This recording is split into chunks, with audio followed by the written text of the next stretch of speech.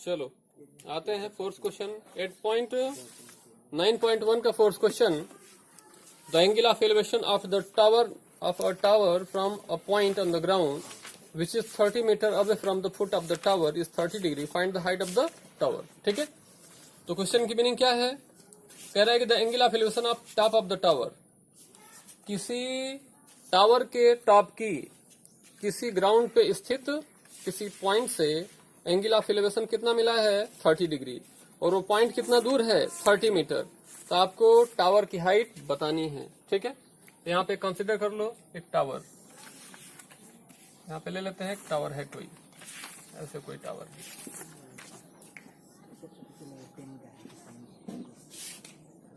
ये टावर है TOWER tower. ठीक है, यहां से 30 मीटर की डिस्टेंस पे कोई पॉइंट है, ग्राउंड लेवल पे 30 मीटर की डिस्टेंस पे कोई पॉइंट है, उसको ए मान लेते हैं। जो टावर है उसको क्या मान लो तुम, PQ टावर मान लो। ठीक है, एंगल ऑफ एलिवेशन टावर की टॉप का कितना मिलता है 30 डिग्री मिलता है। कितना मिलता है 30 डिग्री। आपको बताना है कि टावर की हाइट कितनी है। निकल जाएगा ना, ये h निकालना है हमको। ठीक है, ये 30 है, ये 30 डिग्री है। तो थीटा के सामने की साइड क्या होती है, परपेंडिकुलर होती है, और बेस। परपेंडिकुलर और बेस में किसका रिलेशन होता है, किसका, tan का। tan लगा दोगे आ जाएगा। ठीक है ना। अगला क्वेश्चन देखो। A kite is flying at a height of 60 meter above the ground. The string attached to the kite is temporarily tied to a point on the ground. The inclination of string with ground is 60 degree. Find the length of the string, assuming that there is no slack in the string. ठीक है, कह रहा है कि एक पतंग उड़ रही है। पतंग क्या हो रही है, उड़ रही है। ग्राउंड से कितनी हाइट पे, 60 मीटर की हाइट पे। ठीक है, और जो काइट से स्ट्रिंग जो जुड़ा हुआ है वो क्या है, टेम्पररी टाइड है किसी ग्राउंड के किसी पॉइंट से, और किसी टाइम पे उसकी ग्राउंड से इंक्लिनेशन कितनी मिलती है 60 डिग्री। मतलब angle of elevation of the kite from the ground is found to be 60 degree. Find the length of the string. आपको स्ट्रिंग की लेंथ फाइंड करनी है। ये मान के चलना है कि स्ट्रिंग में कोई सिकुड़न नहीं है, ढिलाई नहीं है, स्ट्रेट है बिल्कुल। स्ट्रिंग क्या है, बिल्कुल सीधा है। ठीक है, देख लेते हैं। फिगर ही मैं बना के छोड़ देता हूं, देखो ध्यान दो। सपोज करो ये काइट है तुम्हारा, ये क्या है, काइट है, ये काइट है। ये ग्राउंड लेवल से 60 मीटर की हाइट पे उड़ रहा है। ये ग्राउंड से 60 मीटर की हाइट पे उड़ रहा है, पतंग उड़ रही है। ठीक है, और कितना मिला है 60 डिग्री इंक्लिनेशन मिला है। यहां से ग्राउंड लेवल से किसी पॉइंट से ये मिला हुआ है कितना 60 डिग्री। ठीक है, आपको लेंथ ऑफ द स्ट्रिंग बताना है। इसको A मान लो, इसको P और Q मान लो, PQ। ठीक है ना, ये लेंथ आपको बताना है कि जो जिस धागे से पतंग बंधा हुआ है उसकी लेंथ कितनी है। ध्यान दो, थीटा के सामने की साइड क्या होती है, परपेंडिकुलर होती है। ये क्या है, हाइपोटेनस। परपेंडिकुलर और हाइपोटेनस किसका रिलेशन आता है, साइन का। इसमें साइन 60 लगा दोगे, लेंथ तुमको निकल जाएगी। ठीक है, क्लियर है। इतने दोनों फिगर नोट करो। ये किसका था, ये फोर्थ का है, और ये वाला फिफ्थ का है।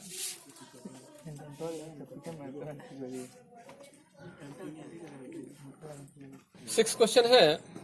Six question, a 1.5 meter tall boy is standing at some distance from 30 meter tall building.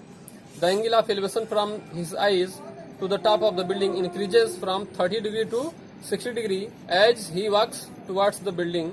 Find the distance he walked towards the building.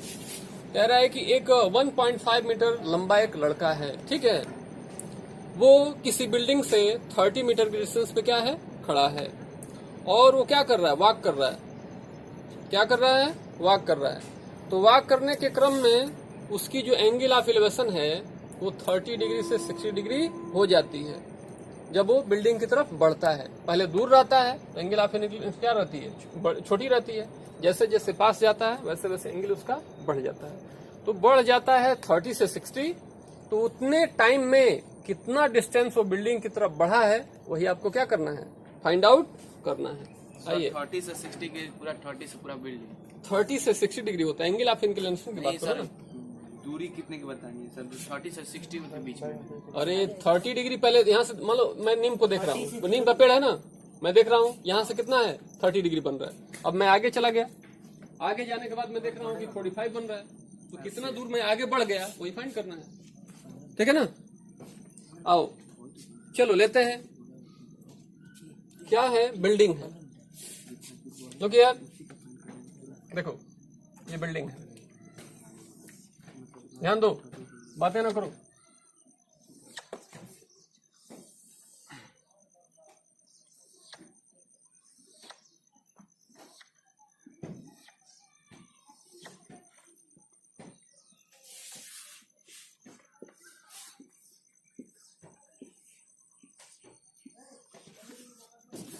ये बिल्डिंग है, ठीक है, बिल्डिंग। और यहाँ कोई बॉय है,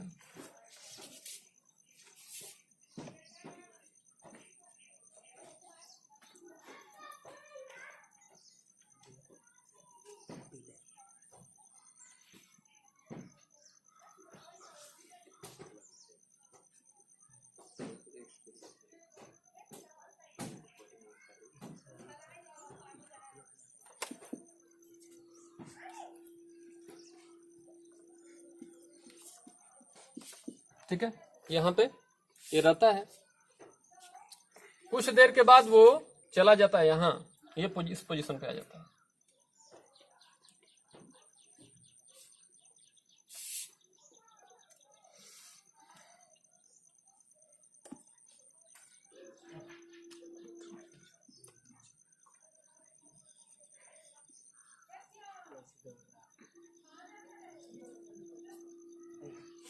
पहले थोड़ा सा लंबे कर दो, ठीक है ना। बाल कहाँ चले गए इसके,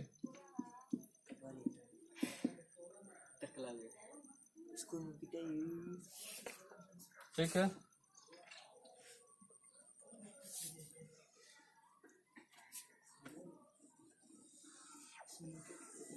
स्ट्रेट लाइन फिगर बनाना, ठीक है ना। ये वाला थोड़ा छोटा कर देते हैं, स्ट्रेट लाइन, ठीक बात है। तो यहां से जब देखता है, यहां से जब देखता है, देखो अब क्या है, 1.5 इसकी हाइट है। ये वाली एक हॉरिजॉन्टल लाइन ले लो, इसके आंखों के सामने से जाती हुई लाइन एक ले लो। ये कितनी कितनी हाइट का है, ये 1.5 का है। ध्यान दो 1.5 मीटर, ये भी कितना हो जाएगा 1.5 मीटर। बिल्डिंग की अपनी हाइट कितनी थी, 30 मीटर थी। ये फील्ड अभी में है क्या, नहीं है, ये है, नहीं है, ठीक है। बिल्डिंग की हाइट कुल कितनी थी, 30 मीटर थी। कितनी थी, 30 मीटर। अब इसमें से ये कम हो जाएगी तो ये कितना बचेगा, 28.5 मीटर। 28.5 मीटर बचेगी ना। बिल्डिंग को क्या कह दो, ए बी कह दो। ए बी कोई बिल्डिंग है, ये बीच का पॉइंट ये सी कह दो, ठीक है ना। अब यहां से जब देखता है उसकी टॉप को, बिल्डिंग की टॉप को, एंगल ऑफ एलिवेशन कितना मिलता है, 30 डिग्री मिलता है। कितना मिलता है, 30 डिग्री। और जब कुछ दूर आगे चल के देखता है तो कितना मिल जाता है, 60 डिग्री मिल जाता है। कितना मिल जाता है, 60 डिग्री। तो आपसे पूछा जा रहा है कि कितनी दूर ये चला, तो P इसकी इनिशियल पोजीशन मान लो और Q क्या मान लो, फाइनल पोजीशन मान लो। और मान लेते हैं कि बिल्डिंग की तरफ वो x मीटर चला हुआ है, ठीक है ना। कितना चला हुआ है, x मीटर, या टोटल इसको x मान लो, टोटल इसको x मान लो, x मीटर, और ये वाले को y मान लो, y मीटर मान लेते हैं। ठीक है, कौन सा नंबर है? 7th, 6th नंबर है, नंबर 6। थोड़ा सा कंसिडरेशन कर लो। Let A B is a building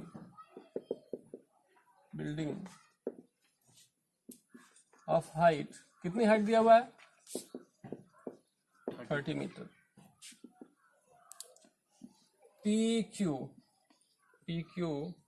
ना कहो, P1 कह दो, P1, ठीक है, चाहे PR कह दो, PR कोई बॉय है, वहाँ भी यार कहाँ पे? डबल R' कर दो, पोजीशन बदल दो इसकी। फिर PR is a boy of height कितना? 1.5 मीटर, ठीक है। P is initial and Q is final position of boy. Boy की शुरुआती पोजीशन कहाँ है? P पे है, और फाइनल पोजीशन कहाँ पे है? Q पे है। और दो एंगल आपको 30 डिग्री और 60 डिग्री मिल ही रहे हैं।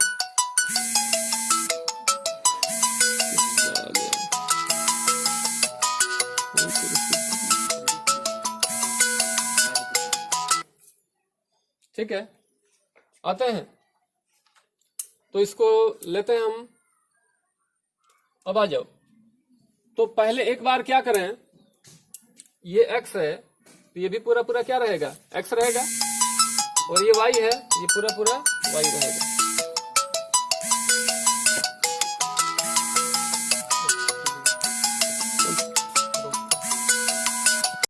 ठीक है, तो ये x मीटर है, ये भी डिस्टेंस कितनी हो जाएगी? x हो जाएगी। ये y है तो ये भी कितनी हो जाएगी? y हो जाएगी। क्लियरली?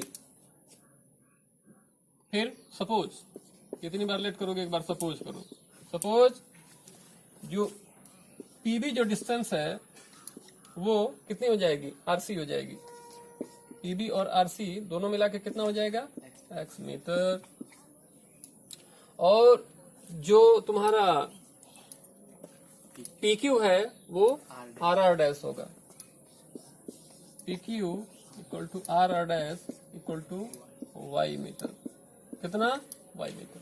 ठीक बात है। तो पहले क्या होता था, याद करो कि हम पॉइंट्स का जो ऑब्जर्वर होता था उसकी अपनी साइज को इग्नोर कर देते। क्या कर देते थे? इग्नोर कर देते थे। लेकिन इस कंडीशन में क्या है? इग्नोर नहीं कर सकते। इसकी हाइट कितनी है? 30 मीटर। 30 मीटर के कंपेरिजन में 1.5 मीटर की जो डिस्टेंस है, हाइट है उसकी, वो कंसिडरेबल है। क्या है? कंसिडरेबल है। It can not be ignore. आप इग्नोर नहीं कर सकते, उसको काउंट करना पड़ेगा। तो जो टोटल हाइट थी बिल्डिंग की, अब ऑब्जर्वर के आई व्यू से कितना हो गई? 1.5 माइनस हो गई, और 28 हाइट पे काम करेगा इसका एंगल ऑफ एलिवेशन। बात समझ पा रहे हो? तो अब करेंगे, तो पहले कौन सा लें? इन ट्रायंगल 30 डिग्री के लिए लोगे तो कौन सा ट्रायंगल आएगा? ACR। कौन सा आएगा? ACR। इन राइट ट्रायंगल ACR। ठीक है, ACR में देखो क्या होगा, क्या क्या पता है? x हमने कंसिडर किया है, और ये हाइट हमको पता है। तो ये बेस और परपेंडिकुलर में किसका रेशियो होता है? tan का। किसका रेशियो होता है? tan का। tan 30 degree, tan 30 degree equal to क्या होगा? AC upon RC। AC क्या है? 28.5 अपॉन RC क्या है? x माना हुआ है आपने। क्या माना हुआ है? x माना हुआ है। tan 30 क्या होता है? 1/√3 इक्वल टू 28.5 अपॉन x। Therefore x equal to क्या हो जाएगा? 28.5 अपॉन √3 मीटर हो गया। क्या हो गया? Metre. Is that clear? Now अब लेते हैं कौन सा ट्रायंगल? tan 60। इसमें कौन सा ट्रायंगल यूज होगा? ACR dash. ACR dash. एक बात बताओ, ये टोटल डिस्टेंस क्या है? x है। ये कितना है? y है। तो बीच का कितना हो जाएगा? x माइनस वाई हो जाएगा। ये बात समझ पा रहे हो? तो ये x माइनस वाई है, तो ये भी कितना हो जाएगा? x माइनस वाई हो जाएगा। इन राइट ट्रायंगल कौन सा? A C R dash. अब कितना degree? tan 60 degree equal to क्या होगा? ए सी अपॉन आर सी। ए सी कितना है? 20। हाँ, A C R C dash, हाँ R C R dash C हो जाएगा। R dash C 28.5 upon R dash C कितना है? x माइनस वाई है। tan 60 क्या होता है? √3 इक्वल टू 28.5 अपॉन कितना? x minus Y. Cross multiply करो, x माइनस वाई इधर चला जाएगा, ये √3 से डिवाइड हो जाएगा। 28.5 अपॉन √3 दिख रहा है क्या? दिख रहा है?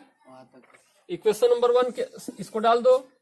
अब क्या चाहिए तुमको? तुमको y चाहिए। कितना दूर ये ऑब्जर्वर शिफ्ट किया है वही तुमको पता करना, मतलब निकालना क्या है? तो y निकालना। क्या निकालना है? y। तो x की वैल्यू क्या करें? इसमें पुट कर दें। तो कहेंगे फ्रॉम इक्वेशन 1 and 2। ये दिख रहा है क्या?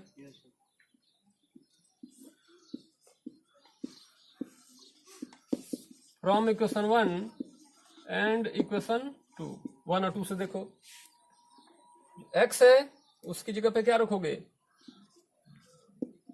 28.5 upon √3 minus Y equal to कितना? 28.5 upon √3।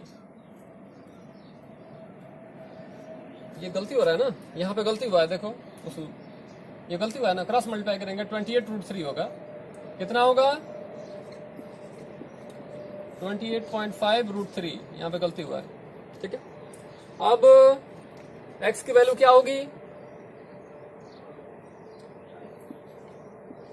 28.5 √3 minus Y equal to 28.5 upon √3, ठीक है। दिस इम्प्लाइज, तुम लाइन नीचे के नीचे आते रहना। y को उधर शिफ्ट कर दो, x को इधर ला दो, तो क्या हो जाएगा? ये हो जाएगा 28.5 √3 minus 28.5 upon √3 equal to y, ठीक है। दोनों कैल्शियम लोगे तो क्या होगा? इम्प्लाइज चलते रहो। यहाँ पे आ जाओ, यहाँ पे पहुंच गए हम। फील्ड ऑफ व्यू में है क्या? थोड़ा सा है, छोड़ दो। अगले स्टेप में इसको सॉल्व करते हैं, अगले टाइम करते हैं। आते हैं, हम पहुंच गए थे 28.5 √3 minus 28.5 upon √3 equal to Y. Y को लेफ्ट साइड में कर लो।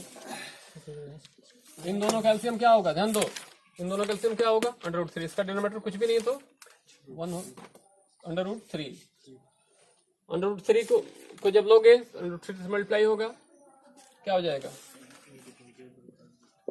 28.5 इंटू 3 हो जाएगा। √3 इंटू √3 3 हो जाएगा।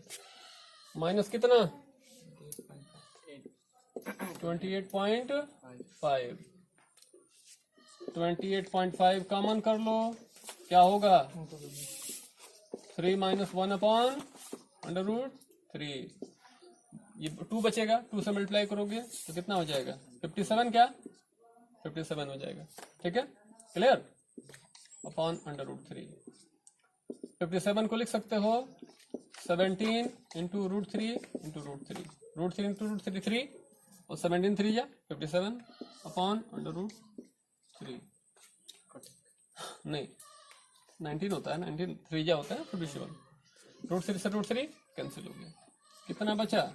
19 √3। इसका मतलब एंगल 30 डिग्री से 60 डिग्री जब बदला हुआ है, उस टाइम उस बॉय ने बिल्डिंग की तरफ कितना शिफ्ट किया है? 19 √3 मीटर। ये तुम्हारा क्या हो जाएगा? आंसर हो जाएगा, ठीक है।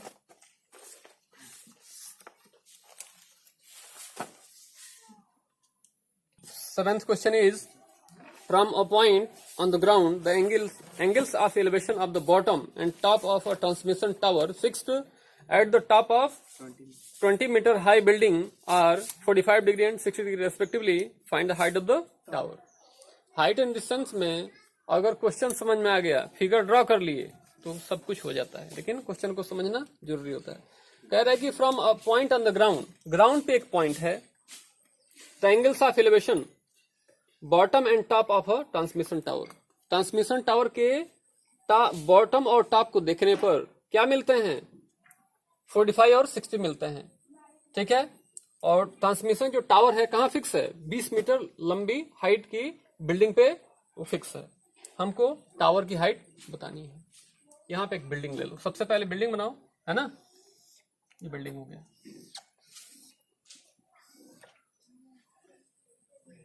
बिल्डिंग की हाइट कितनी है,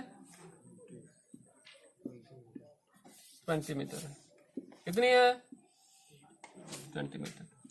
बिल्डिंग को क्या लेट कर लो, पी क्यू।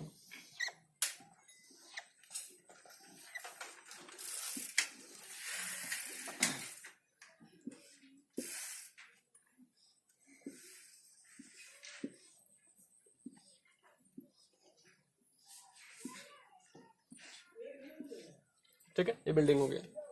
इसके ऊपर एक टावर है, टावर बना लो यहाँ पे, ये टावर है ट्रांसमिशन टावर।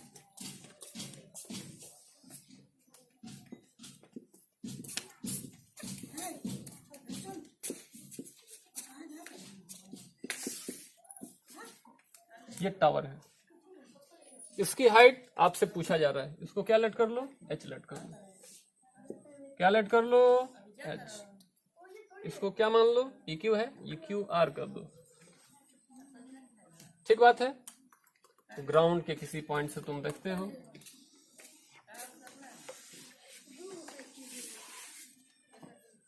यहां से देखते हो, क्या बोला है, जब आप इसके बॉटम को देखते हो तो 45 और जब टॉप को देखते हो तो 60। यहां से 45, यहां से जब देखते हो बॉटम को 45 मिलता है, जब इसकी टॉप को देखते हो तो कितना मिलता है, 60। ये 60 मिलता है। ऑब्जर्वर के पॉइंट को आप ये मान लो कि ऑब्जर्वर जो देखता है वो किस पॉइंट पे सिचुएटेड है, ए पे। इसको एक्स मान सकते हो, एपी भी ले सकते हो। एक्सलेट कर लो, कैलकुलेशन थोड़ा आसान रहेगा। एपी बार बार यूज ना करके हम क्या करेंगे, एक्स यूज करेंगे। एक्स ना भी मानोगे तो काम चल जाएगा, कोई दिक्कत नहीं। ठीक है, आते हैं, देखते हैं कैसे सॉल्व होगा। थोड़ा सा कंसिडरेशन कर रहे हैं। नंबर 6 है, 7 है सॉल्यूशन। कंसिडरेशन कर लो। Let PQ is building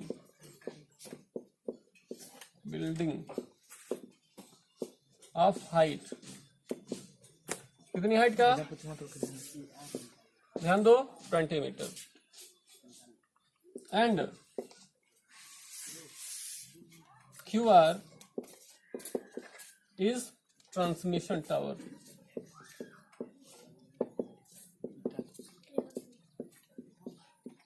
of height h metre. मान लेते हैं कि जो रिक्वायर्ड हाइट टावर की है वो कितनी है, h मीटर है। ठीक है, AP इक्वल टू एक्स।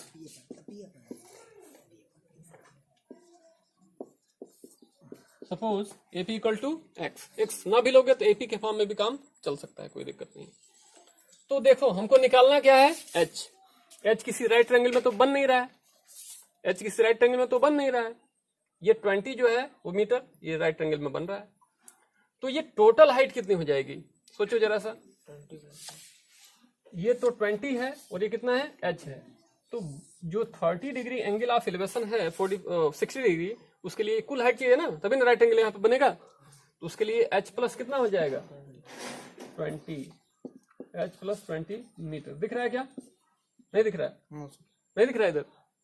अच्छा, तो यहीं पे ले लो, h प्लस 20 मीटर ले लो। यहाँ पे कुल हाइट कितनी हो जाएगी, बिल्डिंग और टावर दोनों मिला के कितनी हो जाएगी, h प्लस 20 मीटर। तो इन राइट ट्रायंगल कौन सा, QPA कौन सा रिलेशन लगेगा? ये वाला, थीटा के सामने की साइड परपेंडिकुलर और बेस, कौन सा trigonometric ratio? tan 45 degree equal to क्या होगा? PQ अपॉन कितना? AP। दिस इंप्लाइज, तुम राइट साइड इधर आते रहना, पैरेलल टू पैरेलल आते रहना, ठीक है? मैं थोड़ा सा स्पेस बचाने के लिए कर रहा हूँ। tan 45 कितना होता है? 1 होता है। AP क्या है? PQ क्या है? 20 upon x। This implies x equal to कितना मिल गया? 20 मीटर मिल गया। सही, क्वेश्चन नंबर 1 क्या मिल गया? Equation number 1। अब देखते हैं बड़े वाले ट्रायंगल में कौन सा? RPA। In right triangle RPA कौन सा angle? 60 degree. tan 60 degree equal to क्या हो जाएगा?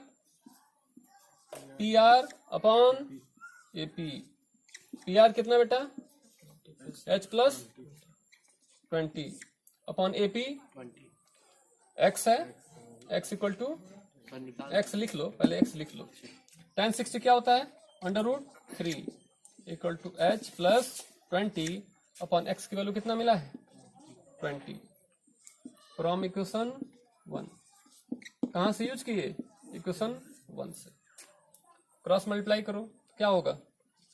20√3 इक्वल टू H प्लस 20 को उधर शिफ्ट करो, 20 कॉमन हो जाएगा, √3 minus 1 equal to H।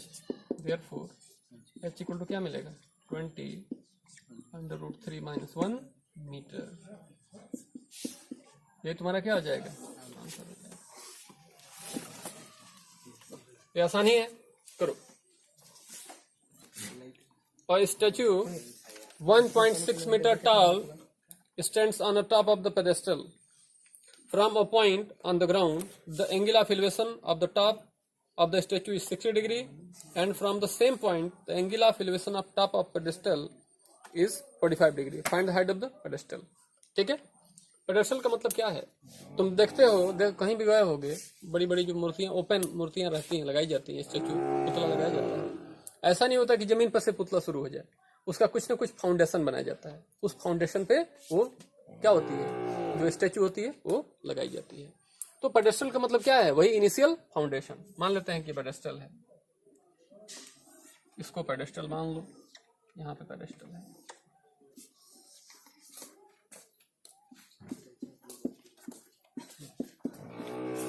Pedestal हमें डाउनलोड ज्यादा दिखाएगा। पेडेस्टल मान लेते हैं। यहाँ पे स्टैचू है, स्टैचू ऐसा ही कुछ रफली बना लेते हैं।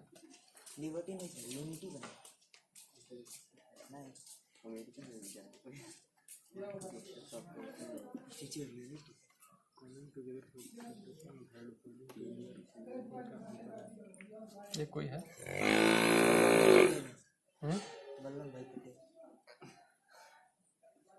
ले लेते हैं स्टैचू ऑफ यूनिटी। तो मुँह तो बड़ा कर दो थोड़ा सा,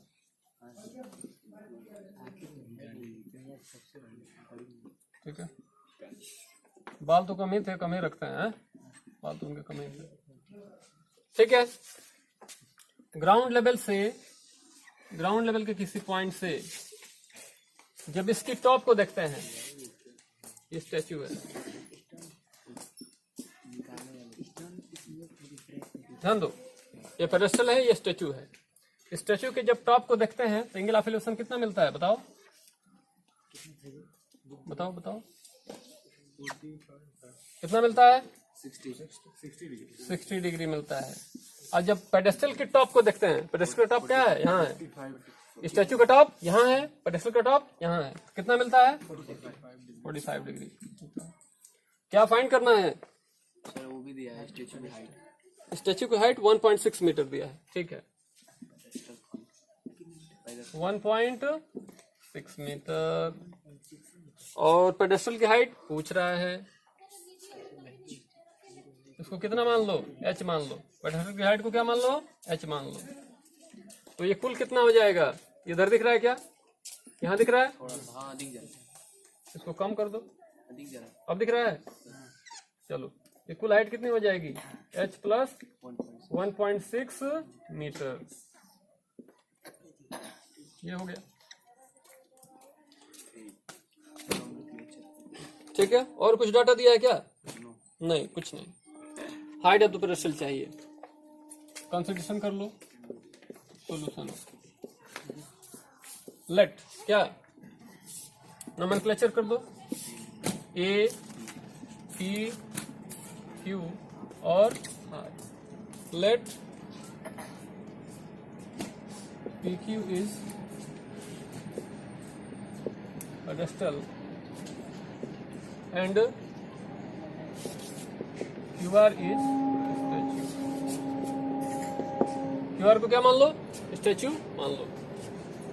देयरफॉर स्टैच्यू की हाइट कितना दिया हुआ है बुक में? 1.6 मीटर, ठीक है। Let required height, let required height of pedestal is h metre.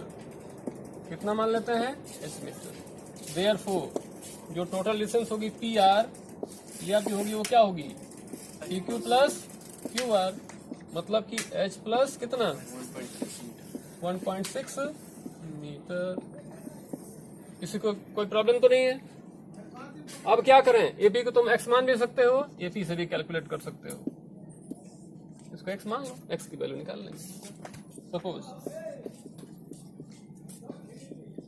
AP equal to x metre. इसकी जरूरत नहीं भी है, एपी से ही काम चल जाता है, बट कर लो, थोड़ा सा अच्छा रहेगा, दोनों वेरिएबल में हो जाए, ठीक है। तो पहले कौन सा triangle? In right triangle Q P A, in right triangle Q P A कौन सा एंगल है इसमें? tan 45 डिग्री इक्वल टू क्या है?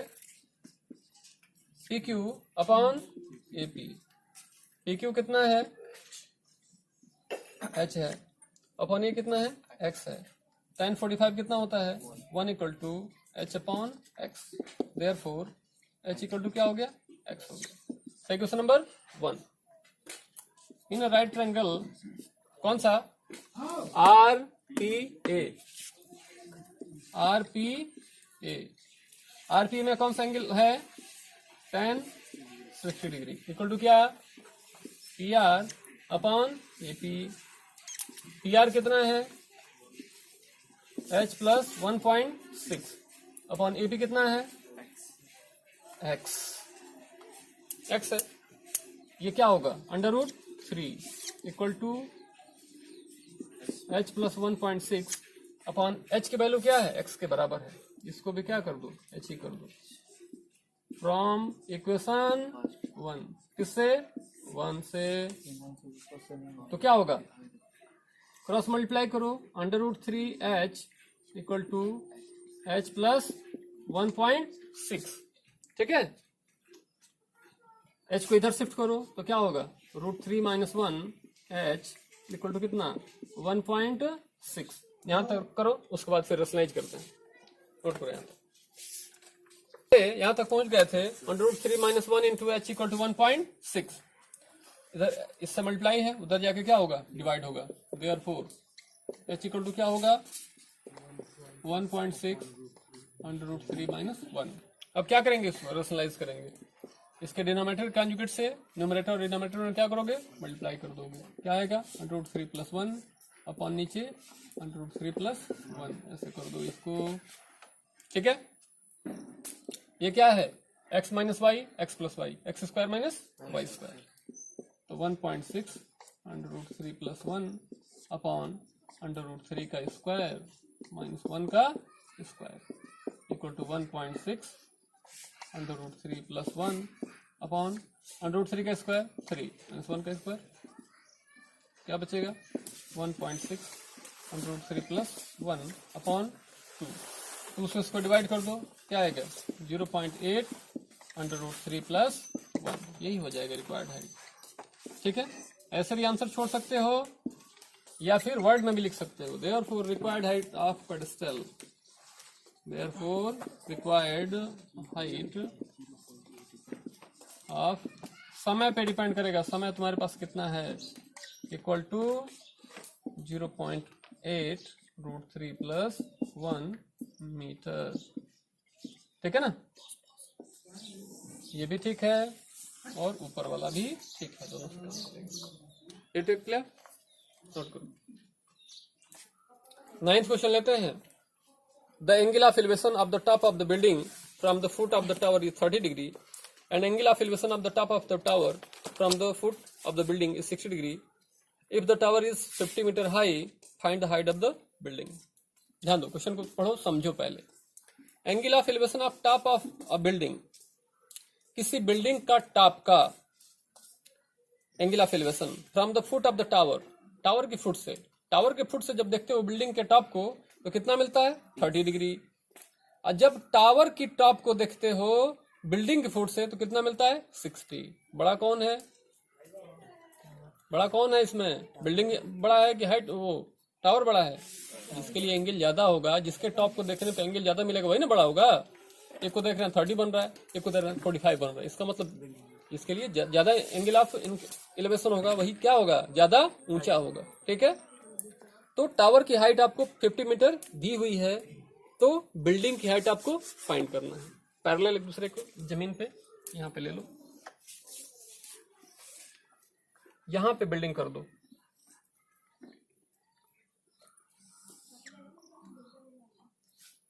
यहाँ बिल्डिंग रख दो, इतनी हाइट पे कर दो।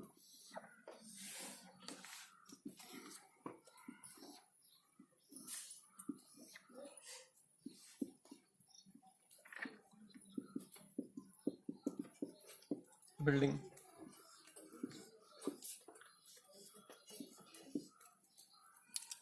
यहां पे टावर हो जाएगा,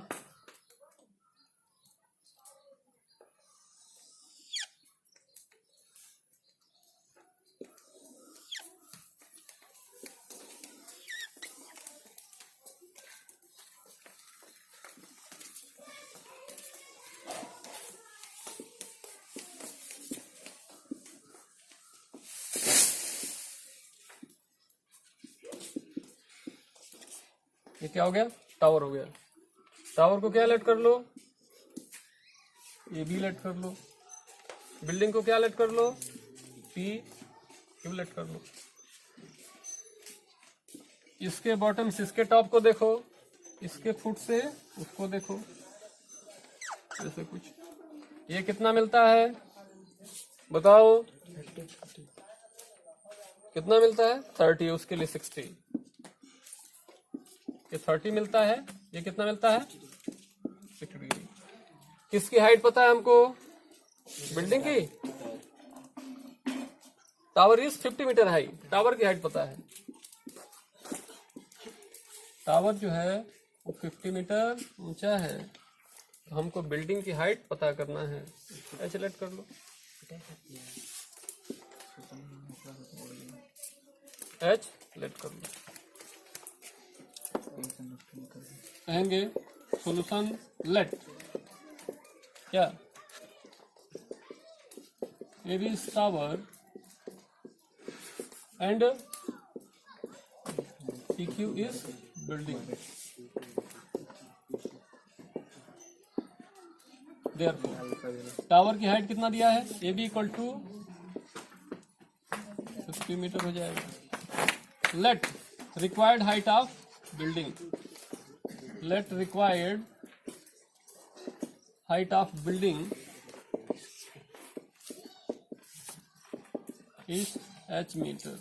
कितना मीटर, h मीटर। ठीक बात है ना। एपी पता नहीं है, एपी तुम रख भी सकते हो या फिर एक्स डिलीट कर सकते हो। इंटरमीडिएट टर्म है, ये डिलीट हो जाएगा, दोनों में कॉमन है, डिलीट हो जाएगा, कोई दिक्कत नहीं है।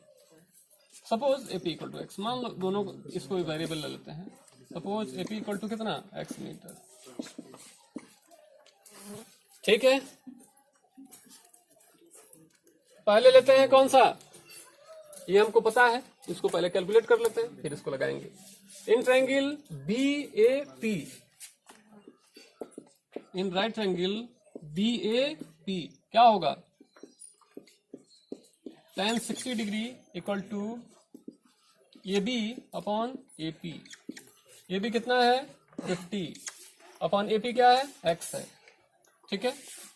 tan 60 क्या होता है √3 equal to 50 upon x, therefore x equal to क्या हो जाएगा 50 अपॉन √3। सही क्वेश्चन नंबर 1। आगे फिर इन राइट एंगल कौन सा QPA, QPA में कौन सा एंगल है 30, tan 30 डिग्री इक्वल टू क्या PQ अपॉन AP। tan 30 कितना होता है 1 अपॉन √3 इक्वल टू PQ कितना है H हमने माना हुआ है अपॉन AP क्या है X है। इक्वेशन नंबर 2 कहेंगे फ्रॉम इक्वेशन 1 एंड इक्वेशन 2। ध्यान दो 1 और 2 से क्या होगा, ध्यान दो 1 अपॉन √3, 1 अपॉन √3 है ना, ये H रहेगा अपॉन X क्या है 50 अपॉन √3, ठीक है। डिनोमिनेटर फ्रैक्शन क्या होती है रिवर्स हो जाती है, तो क्या हो जाएगा √3H अपॉन कितना 50 equal to 1 upon √3।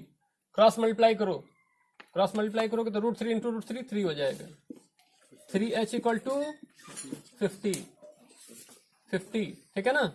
Therefore H equal to कितना 50/3 कितना हो जाएगा 16 होल 2/3 मीटर, ठीक है। इसको ऐसे भी छोड़ सकते हो, वर्ड में भी लिख सकते हो। Therefore required height of the tower नहीं building is found to be 16 whole 2/3 metre. ये पूरा हो जाता है, ठीक है। नोट करो।